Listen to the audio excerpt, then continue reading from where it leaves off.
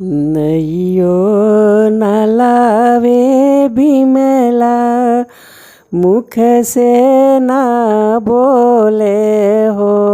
अरे देवी के सूरतिया देखी बिमला लो भैले हो। अरे देवी के सूरतिया देखी ई जानी जानी ह बिमला देवी अकेला हो।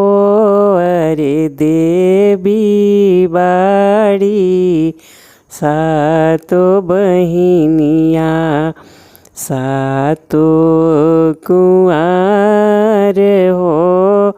अरे देवी बाड़ी सातो बहिनिया नैया लाऊ